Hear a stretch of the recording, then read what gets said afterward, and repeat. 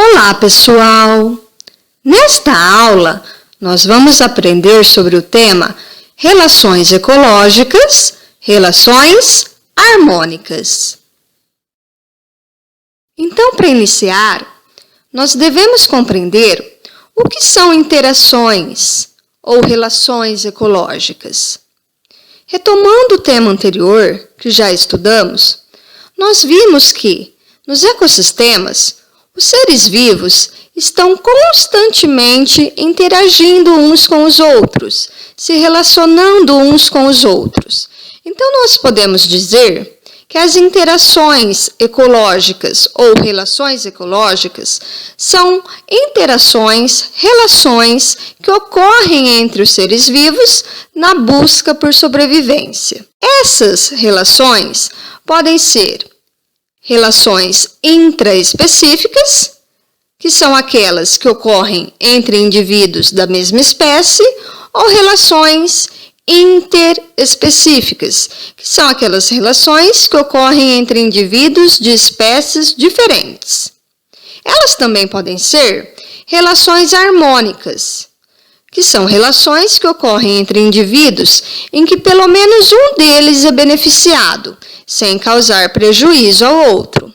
Ou também elas podem ser relações desarmônicas, que são aquelas relações entre indivíduos em que pelo menos um deles é prejudicado. Durante toda essa aula, nós vamos entender e ver alguns exemplos de relações harmônicas. O primeiro exemplo desse tipo de relação é o comensalismo. O comensalismo é uma relação harmônica que ocorre entre seres de espécies diferentes. Nessa relação, apenas um ser vivo é beneficiado, sem causar benefício ou prejuízo ao outro organismo da relação. O exemplo mais conhecido de comensalismo é a relação que ocorre entre o tubarão e a rêmora. As rêmoras são peixes bem menores que o tubarão, e elas são conhecidas pelo nome de organismos comensais. Mas o que seria um organismo comensal? Um organismo comensal se refere àquele organismo que habitualmente frequenta a casa de outro e se alimenta nessa casa. Também a palavra comensal se refere a alguém que é convidado para um banquete ou jantar. Então, nós vemos aí a relação com a alimentação. Vamos entender melhor como é que se dá a relação da rêmora com o tubarão, mas não só com ele, mas também com outros animais, como arraias, tartarugas, baleias e outros peixes. Então, na foto da direita, vocês veem a fotografia de uma rêmora. A rêmora, ela tem a sua nadadeira dorsal modificada em uma espécie de ventosa. Com essa ventosa que fica na área da sua cabeça, a rêmora ela consegue se fixar ao corpo de outros animais, como tubarão, arraias, baleias, tartarugas e outros peixes. Então, ao se fixar a esses animais, a rêmora ela consegue aproveitar os restos de alimentos que caem da boca dos animais aos quais ela está fixada. Então, o primeiro benefício é obter alimento. Também, ao se fixar ao corpo desses animais, a rêmora também consegue ser transportada, ser levada por eles sem gastar muita energia. Então, é o segundo benefício para a rêmora. Então, nós podemos notar que no comensalismo, somente nesse caso, somente a rêmora obtém benefícios, enquanto os outros animais nos quais a rêmora está fixada não são nem prejudicados e nem beneficiados. Para eles, essa relação é indiferente. Então, na direita, vocês veem agora duas fotos, nos quais, na foto de cima, à direita, aparece uma rêmora fixada a um tubarão, e na foto abaixo, aparecem várias rêmoras fixadas a um mesmo tubarão. Para exemplificar essa relação, nós vamos ver agora um vídeo em que vai aparecer a relação entre a rêmora com a relação entre a rêmora e o tubarão, e também da rêmora com tartarugas e outros animais, como outros peixes. Vamos lá então ver o vídeo. No vasto mar aberto das Bahamas, viajar pelo oceano pode exigir muita energia, principalmente para espécies pequenas, mas um peixe viaja gastando pouquíssima energia. As rêmoras, também conhecidas como peixe-piolho, pegam carona com diferentes criaturas marinhas.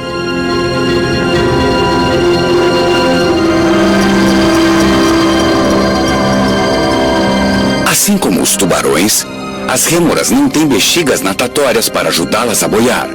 Por isso, não são boas nadadoras. Existem 8 espécies diferentes de rêmoras, que variam entre 17 centímetros e 1 metro de comprimento. Elas se prendem aos hospedeiros com sua nadadeira dorsal modificada. Um disco achatado no topo de sua cabeça funciona como uma ventosa. A velocidade das espécies hospedeiras fornece um fluxo importante de água sobre as guelras, ajudando em sua oxigenação sanguínea. As tartarugas cabeçudas ajudam as rêmoras a viajarem longas distâncias. Esta rêmora menor prendeu-se a um peixe-papagaio.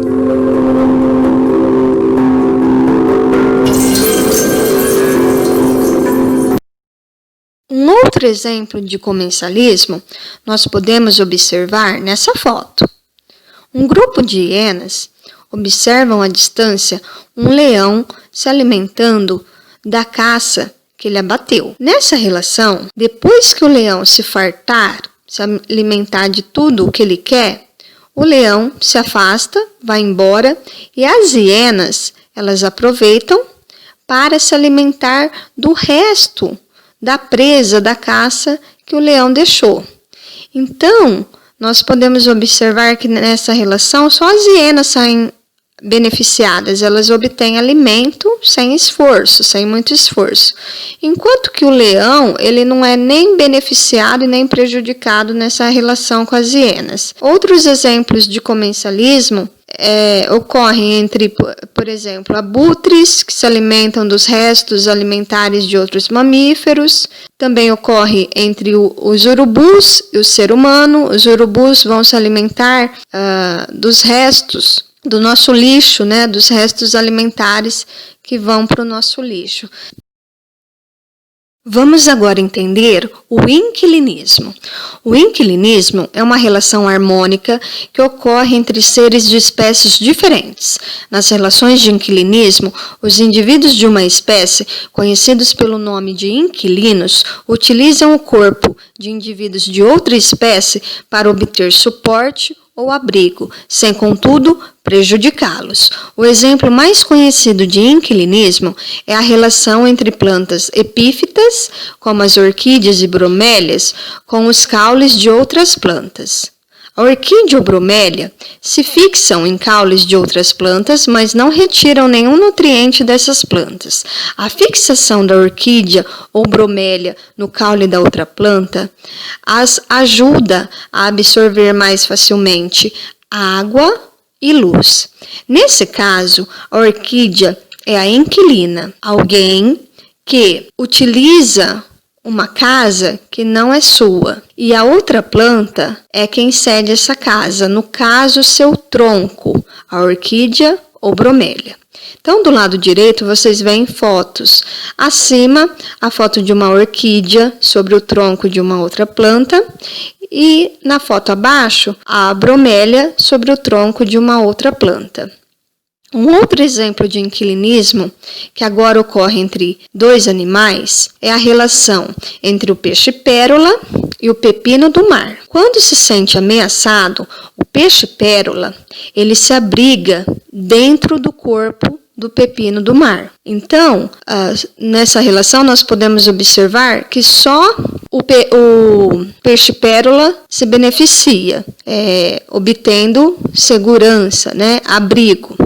Enquanto que para o pepino do mar, essa relação é indiferente.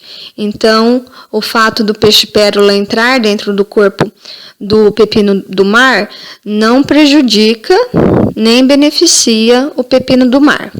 Para exemplificar esse inquilinismo, nós vamos ver um vídeo agora que mostra essa relação entre o peixe-pérola e o pepino do mar. Vamos lá ver então. Enquanto predadores poderosos dominam o topo da cadeia alimentar, os escalões mais baixos são ocupados por criaturas mais curiosas.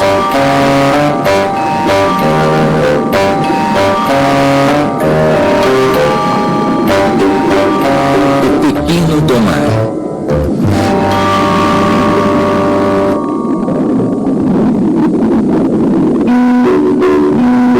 Batizado dessa forma por motivos óbvios, o pepino do mar é parente da estrela do mar e do ouriço do mar. A localização de seu rosto não é tão óbvia e tem uma semelhança infeliz com o seu ânus. Denunciada pela presença de um anel de tentáculos alimentares, sua boca é o único órgão sensorial atribuído ao que poderíamos chamar de rosto. Embora certamente apresente algumas características inconvenientes, ele não é evitado por todos. Pelo contrário, alguns até procuram sua companhia, embora normalmente seja para se abrigar. Mas esse peixe-pérola quer ter um relacionamento mais profundo, na esperança de passar a residir dentro de seu ânus. Deixando o óbvio desconforto de lado, esta intrusão surpreendente, na verdade, não tem um efeito adverso sobre o pepino do mar. O peixe-pérola não é um parasita e busca um relacionamento comensal com ele, usando o ânus como abrigo de possíveis predadores.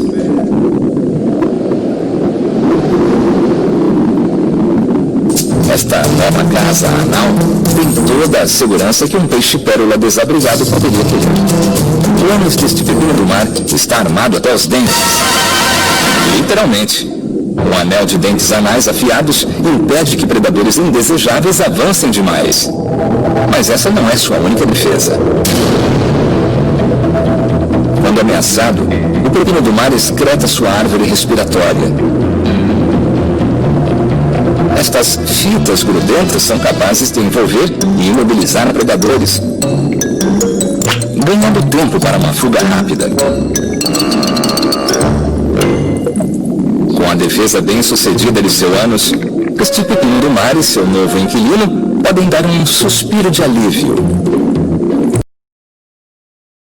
Vamos agora entender a protocooperação.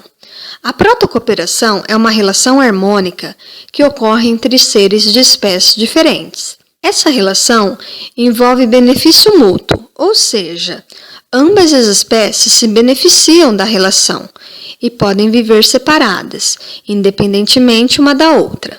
Um exemplo de protocooperação é a relação entre a garça vaqueira e o boi.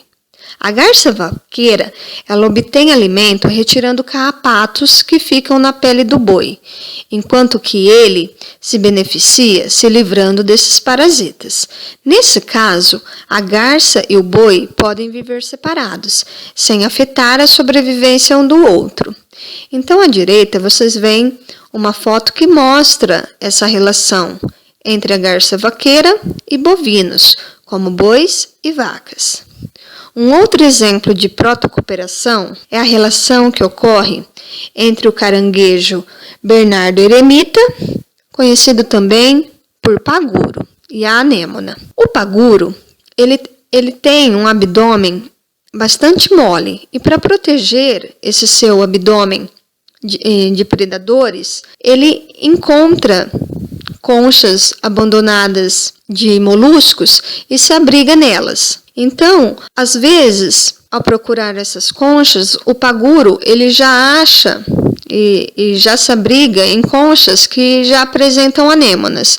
Outras vezes, ele procura anêmonas e coloca essas anêmonas sobre a sua concha, onde ele se abriga.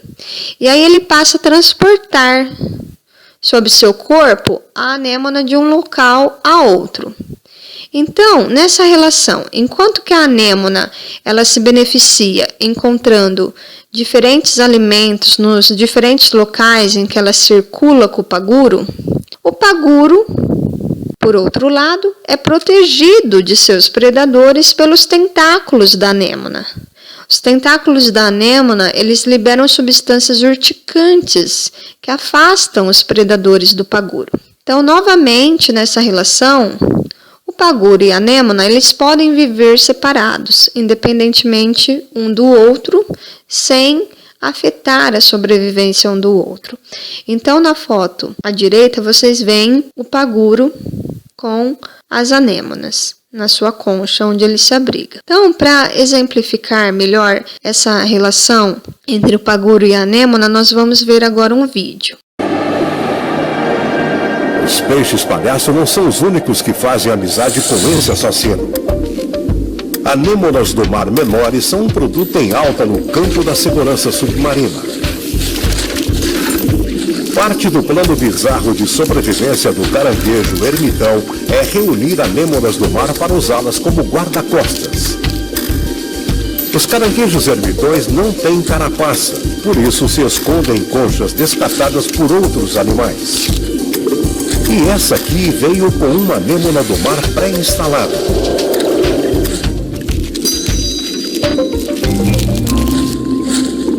Mas uma nem sempre basta. As anêmonas do mar gostam de ficar num só lugar. Elas se prendem às superfícies duras com um pé largo parecido com um disco.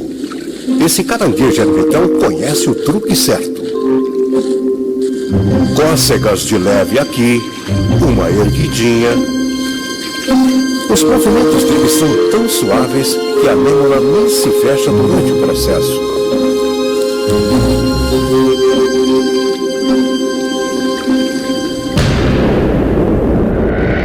Um povo avistou a sua presa.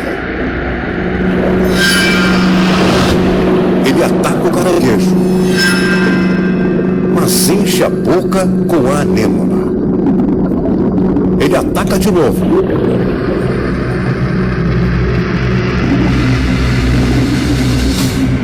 A refeição está atacando de volta. Tanto trabalho não vale a pena. E a fortaleza móvel do caranguejo ermitão é um sucesso doloroso.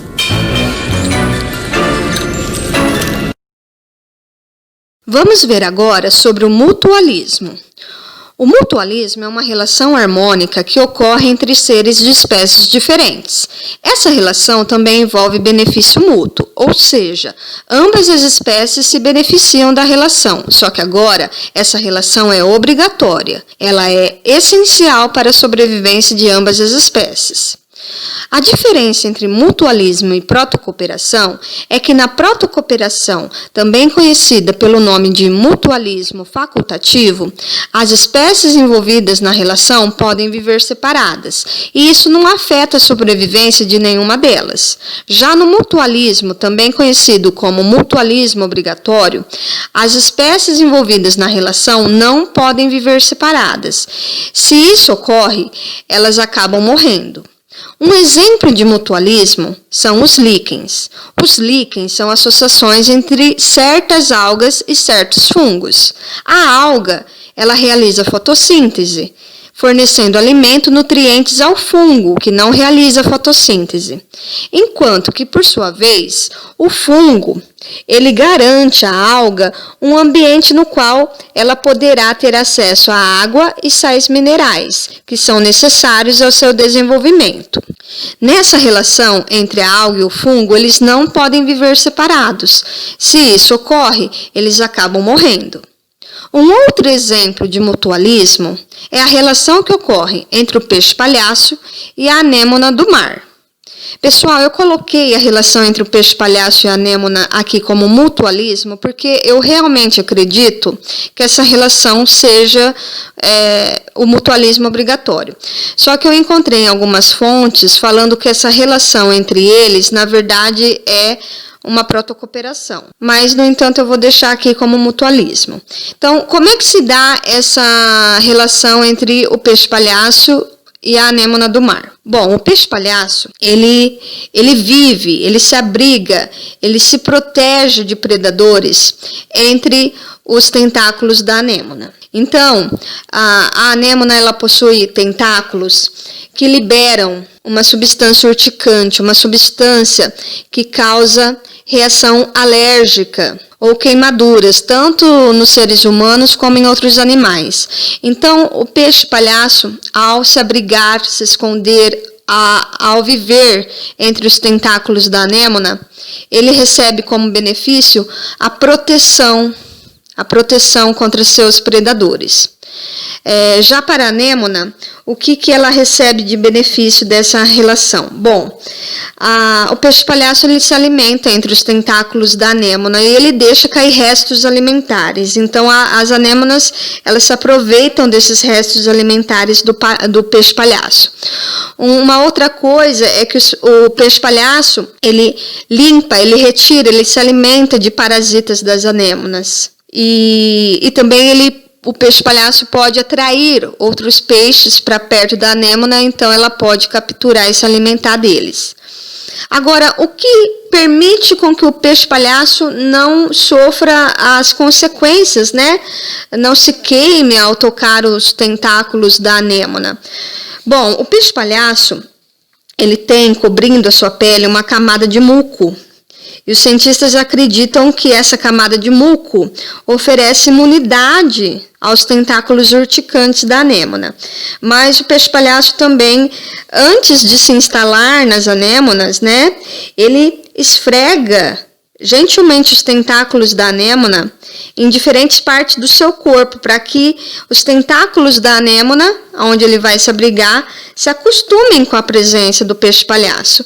Já ocorreram acidentes da anêmona acabar se alimentando do peixe-palhaço que ela abrigava. Então, eles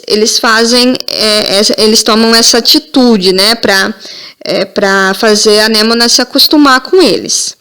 Então, para ver melhor essa relação entre o peixe-palhaço e a anêmona, vamos ver um vídeo. Alguns animais dependem de seus parceiros para a própria sobrevivência. Estes são o peixe-palhaço e a anêmona do mar, dois amigos trabalhando em harmonia. A anêmona do mar pode parecer uma planta, mas é um animal, um tipo de estrela do mar de ponta cabeça fixada no solo. Seus tentáculos ondulam convidativos na água. Chegue perto demais e há uma surpresa nas pontas dos tentáculos.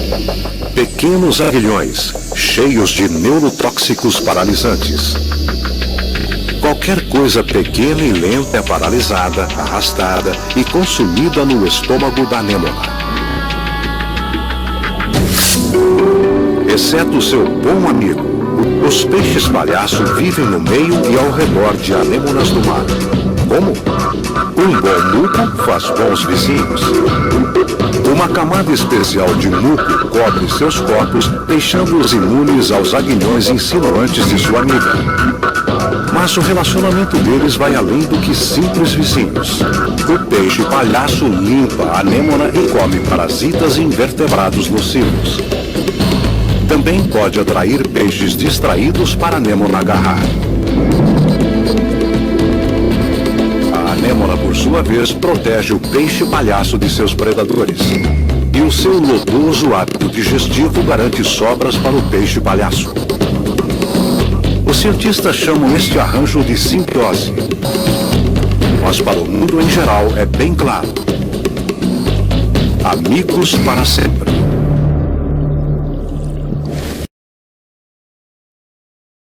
Vamos ver agora sobre a sociedade.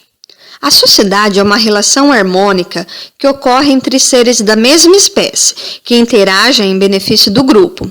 Nessa relação, há a divisão de trabalho entre os integrantes. Exemplos de sociedade são a sociedade das abelhas, a sociedade das formigas e a sociedade dos cupins. Começando pela sociedade das abelhas. Bom, nessa sociedade das abelhas, nós encontramos 3 diferentes castas. Então, nós vamos encontrar diferentes indivíduos, diferentes tipos de indivíduos com diferentes funções. Por exemplo, a rainha é a fêmea fértil. Sua função é a postura de ovos e a manutenção da ordem social na colmeia. O zangão é o macho reprodutor. Sua função é fecundar a rainha. Já a operária, que são todas fêmeas, tem como funções realizar todo o trabalho para a manutenção da colmeia, como a limpeza, a defesa, a coleta de néctar e pólen das flores, o cuidado das larvas e a produção do mel. Vamos ver um pouco agora sobre a sociedade das formigas. Na sociedade das formigas, nós também encontramos diferentes castas. Vocês podem ver os diferentes indivíduos que nós podemos encontrar formando a sociedade das formigas, como a rainha, o macho, a operária e o soldado. A rainha é a fêmea fértil, sua função é reprodutiva, ela coloca ovos. Os machos também têm função reprodutiva, eles têm a função de copular com a fêmea, com a rainha virgem. Na figura do lado direito, vocês veem a rainha alada, com asas. Essa forma alada da rainha só aparece na época da reprodução. Depois ela perde essas asas.